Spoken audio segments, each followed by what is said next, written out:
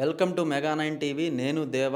Formula ఈ car రేస్లో అయితే ఏసీబీ అధికారులు బీఆర్ఎస్ వర్కింగ్ ప్రెసిడెంట్ కేటీఆర్కు నోటీసులు ఇచ్చిన నేపథ్యంలో నేడు అంటే జనవరి 6వ తారీఖున ఉదయం 10 గంటలకు కేటీఆర్ తన లీగల్ సెల్ అంటే న్యాయవాదులతో కలిసి ఏసీబీ కార్యాలయానికి అయితే వెళ్ళారు. కాగా అంటే పోలీసులు అయితే ఏసీబీ కార్యాలయం గేటు ఎదుటే కేటీఆర్ని అయితే అడ్డుకున్నారు. ఓన్లీ కేటీఆర్కి మాత్రమే ఏసీబీ కార్యాలయంలోకి అనుమతి ఉందని, తనతో పాటు వచ్చిన న్యాయవాదులను మాత్రం వద్దని వాదించారు. దీంతో కొంత ఉద్రిక్తత అయితే నెలకొంది.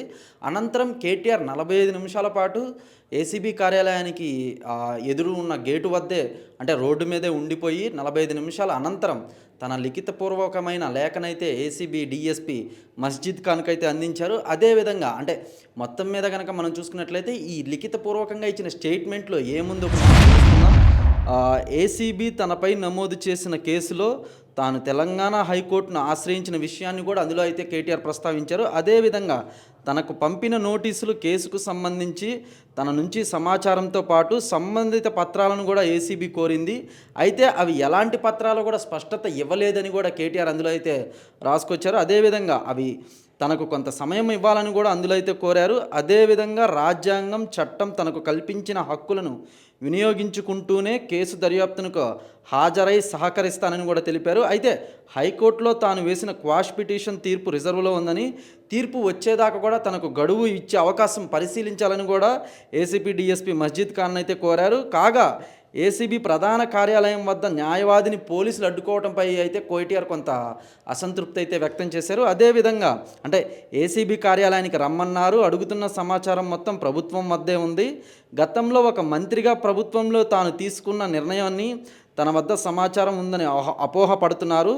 తన వాదనను ఇప్పటికే హైకోర్టులో చెప్పానని, న్యాయస్థానం తీర్పును రిజర్వ్ చేసిందని, హైకోర్టు చట్టాలు, రాజ్యాంగంపై గౌరవంతోనే ఏసీబీ కార్యాలయానికి కేటీఆర్ వచ్చానని కూడా స్పష్టం చేశారు. ఇక తన లాయర్ను తనతో రావద్దని చెప్తున్నారని, రాజమౌళి కంటే మంచి కథలు రాస్తున్నారని, తను మాత్రం ఎవరిని నమ్మనని కూడా పోలీసులతో అయితే చెప్పారు. అదేవిధంగా అంటే టాలీవుడ్ దర్శకుల కంటే కొత్త కథలు రాస్తున్నారని కూడా అన్నారు. ఇక న్యాయవాదిని తీసుకెళ్లడం రాజ్యాంగ పరంగా తనకు ఉన్న హక్కని కూడా కేటీఆర్ అయితే మరోసారి ఘంటాపదంగా చెప్పుకొచ్చారు. అదేవిధంగా తాను మర్యాదగా విచారణకు సహకరిస్తున్నా కూడా ఇంతమంది పోలీసులు ఎందుకు తనని అడ్డుకున్నారని కూడా కేటీఆర్ అయితే వాగ్వాదించారు. అదేవిధంగా అంటే ఈ పోలీసులు ఎందుకు చెప్తున్నారు, ఈ హైకోర్టులో ఏసీబీ వాళ్ళు గంటల వాదనలు వినిపించారు. కాగా కొత్తగా శోధించి సాధించేది ఏమీ లేదని కూడా కేటీఆర్ అయితే అక్కడ ఉన్న పోలీసులతో అయితే ప్రస్తావించారు. రైతు భరోసా ఎగ్గొట్టారు, దాని నుంచి దారి మళ్లించేందుకే ఈ నాటకాలు, ఇలాంటి నాటకాలకు బాధపడం తాను ఇక్కడికి రాగానే తమ ఇంటిపై దాడులు చేయిస్తారన్న సమాచారం కూడా ఉందని కూడా కేటీఆర్ అయితే పోలీసులతో అన్నారు. అదేవిధంగా రేవంత్ ఇచ్చిన 420 హామీలు అమలు చేసే వరకు కొట్లాడుతూనే ఉంటారని, కేసులు ఎన్ని పెట్టినా కూడా భయపడేది లేదని, తనతో పాటు లాయర్లు ఉంటే వాళ్లకు నష్టం ఏంటని కూడా కేటీఆర్ అయితే ఇటు కాంగ్రెస్ ప్రభుత్వాన్ని, మరోవైపు సీఎం రేవంత్ రెడ్డిని అయితే సూటిగా ప్రశ్నించారు. అంటే మొత్తం మీద కనుక మనం చూసుకున్నట్లయితే కేటీఆర్కి నేడు ఏసీబీ అధికారులు నోటీసులు ఇచ్చిన నేపథ్యంలో కేటీఆర్ ఏసీబీ కార్యాలయానికి తన లీగల్ సెల్ అంటే న్యాయవాదులతో కలిసి ఏసీబీ కార్యాలయానికి విచారణకు హాజరవుతున్న సందర్భంలో పోలీసులు అయితే ఏసీబీ కార్యాలయానికి దగ్గరలో ఉన్న గేటు వద్ద కేటీఆర్ని ఆపేశారు. కేటీఆర్కి ఒక్కరికే అనుమతి ఉందని, కేటీఆర్తో పాటు తన న్యాయవాదులను లోపలికి అనుమతించనని అయితే పోలీసులు అయితే చెప్పారు. అంటే ఏసీబీ ఇచ్చిన ఆ నోటీసుల్లో ఓన్లీ న్యాయవాదులను అనుమతించమని ఎక్కడా పేర్కొనలేదంటూ కూడా కేటీఆర్ అయితే పోలీసులతో సంభాషించారు. అదేవిధంగా అంటే మొత్తం మీద కనుక మనం చూసుకున్నట్లయితే అదేవిధంగా ఈ విషయం అంతటికి అంటే ఏసీబీ కార్యాలయం నుంచి కేటీఆర్ వెనుతిరిగి డైరెక్ట్గా బీఆర్ఎస్ భవన్కి అయితే తెలంగాణ భవన్కి అయితే వెళ్ళారు. అక్కడ కొంతసేపు అయితే మాట్లాడారు కేటీఆర్. అక్కడ దేని మాట్లాడారు ఇప్పుడు దాని గురించి ప్రస్తావిద్దాం. గ్రీన్కో సంస్థ ద్వారా బీఆర్ఎస్ పార్టీకి కోట్ల లబ్ధి చేకూరినట్లు కాంగ్రెస్ ప్రభుత్వం చేసిన వ్యాఖ్యలపై అయితే ఆయన ఆగ్రహం వ్యక్తం చేశారు. ఇక గ్రీన్కో 2022లో ఎన్నికల బాండ్లు ఇచ్చింది, 2023లో ఫార్ములా ఈ రేస్ జరిగింది. కాంగ్రెస్, బీజేపీకి కూడా గ్రీన్కో బాండ్లు అయితే ఇచ్చింది. ఫార్ములా ఈ రేస్ కారణంగా గ్రీన్కో నష్టపోయింది. అందుకే మరుసటి ఏడాది స్పాన్సర్షిప్ నుంచి అయితే తప్పుకుంది. అది క్విట్ ప్రోకో ఎలా అవుతుంది? ఇది రేవంత్ రెడ్డి టీం చేస్తున్న దుష్ప్రచారం. పార్లమెంట్ ఆమోదించిన ఎన్నికల బాండ్లు అవినీతి ఎలా అవుతుంది? దేశవ్యాప్తంగా అన్ని పార్టీలకు వచ్చిన బాండ్లపై చర్చకు సిద్ధంగా ఉన్నామని కూడా ఇటువైపు BRS party working president KTR అయితే సవాల్ విసిరారు. అదేవిధంగా అంటే ఇప్పుడు దాకా జరిగిన ఫార్ములా ఈ కార్ రేస్ నిర్వహించిన గ్రీన్కో సంస్థ ద్వారా అయితే కోట్ల అభివృద్ధి చేకూరినట్లయితే ప్రభుత్వం ఆరోపిస్తుంది. కానీ బీఆర్ఎస్ పార్టీకి ఎన్నికల బాండ్ల ద్వారా 41 కోట్లు చెల్లించినట్లు కూడా వెల్లడించింది. గ్రీన్కో అనుబంధ సంస్థలు 26 సార్లు బాండ్లు కొన్నట్లు తెలిపింది. 2022లో ఏప్రిల్ 8 నుంచి అక్టోబర్ 10 మధ్య బాండ్లు కొన్నట్లు ప్రభుత్వం ఆరోపించింది. అయితే ఏప్రిల్ 8న 20 బాండ్లు, అక్టోబర్ 10న 6 బాండ్లు కొన్నట్టయితే ప్రభుత్వం వెల్లడించింది. ఫార్ములా ఈ కార్ రేసులో అయితే విచారణ నిమిత్తం కేటీఆర్ ఏసీబీ ఆఫీస్కు చేరుకోవడంతోనే ఈరోజు ఇంత ఉద్రిక్తత నెలకొందనే చెప్పాలి. మరోవైపు అంటే ఈ ఘటన అంతా జరుగుతున్న సమయంలో బీఆర్ఎస్ పార్టీ ప్రజాప్రతినిధులైతేనేమి, మాజీ మంత్రులైతేనేమి, ప్రస్తుత ఎమ్మెల్యే అయితేనేమి వీళ్ళందరూ కూడా తెలంగాణ భవన్కు చేరుకున్నారు. అంటే అక్కడ కొంత ఉద్రిక్తత వాతావరణం నెలకొందనే చెప్పాలి.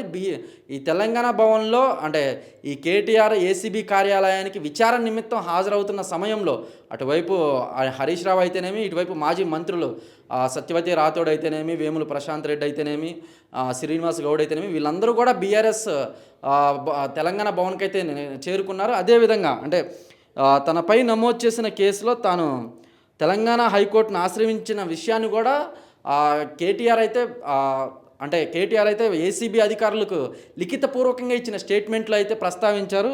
అంటే మొత్తం మీద కనుక హైకోర్టులో తాను వేసిన క్వాష్ పిటిషన్ తీర్పు రిజర్వ్లో ఉందని, తీర్పు వచ్చేదాకా కూడా తనకు గడువిచ్చే అవకాశం పరిశీలించాలని కూడా ఏసీపీ డిఎస్పీ మస్జిద్ ఖాన్ అయితే కేటీఆర్ కోరారు. అదేవిధంగా అంటే ఒకేసారి అంటే జనవరి 6వ తారీఖు ఏసీబీ నోటీసులు అయితేనేమి, జనవరి 7వ తారీఖు ఈడీ విచారణ నిమిత్తం కేటీఆర్కి అయితే నోటీసులు అందాయి.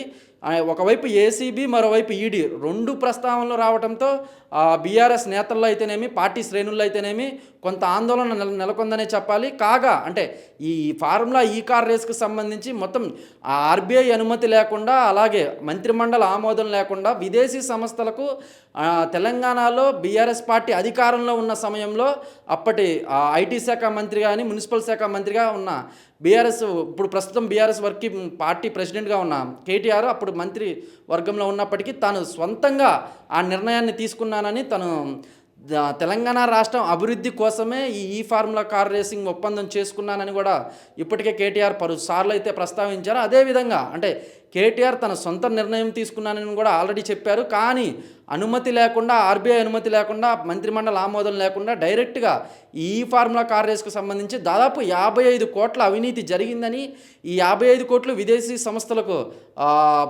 దారి మళ్లించారన్న ఆరోపణలు అయితే ఉన్నాయి. ఈ నేపథ్యంలోనే A1గా కేటీఆర్ని, A2గా అరవింద్ కుమార్ని, A3గా బిఎల్ఎన్ రెడ్డిని అయితే ఆ ఏసీబీ అధికారులు కేసు నమోదు చేశారు. కాగా నేడు జరిగిన విచారణ అయితే మాత్రం కొంత ఉద్రిక్తతగానే జరిగింది. ఉదయం 10 గంటల నుంచి కూడా అంటే కేటీఆర్ స్వగృహంలో తన న్యాయవాదులతో చర్చించిన అనంతరం డైరెక్ట్గా ఏసీబీ భవనానికి తన లీగల్ సెల్ న్యాయవాదులతో కలిసి వచ్చిన సందర్భంలో పోలీసులు అడ్డుకోవడంతో కొంత వాగ్వాదం జరిగింది. అనంతరం అక్కడే ఆ ఏసీబీ డిఎస్పీ మస్జిద్ ఖాన్కి అయితే లిఖితపూర్వకంగా తన లేఖనైతే అందించారు. తీర్పు రిజర్వ్లో ఉందని, కొంత సమయం కావాలని, గడువు కూడా పరిశీలించాలని కూడా కేటీఆర్ అయితే కోరారు. అదేవిధంగా రేపు అంటే మంగళవారం ఉదయం ఈడీ విచారణకు కేటీఆర్ హాజరవుతున్న నేపథ్యంలో అక్కడ ఎటువంటి పరిస్థితులు ఎదురవుతాయి, అక్కడ ఎలాంటి పరిణామాలు చోటు చేసుకుంటాయి అనే విషయంపై కూడా కొంత బీఆర్ఎస్ నేతలు అయితేనేమి, పార్టీ శ్రేణుల్లో అయితేనేమి కొంత ఆందోళనకరంగా ఉందనే చెప్పాలి. ఇది ఇప్పటి వరకు ఉన్న అప్డేట్స్. కెమెరామెన్ రానాతో దేవా, మెగా 9 టీవీ, హైదరాబాద్.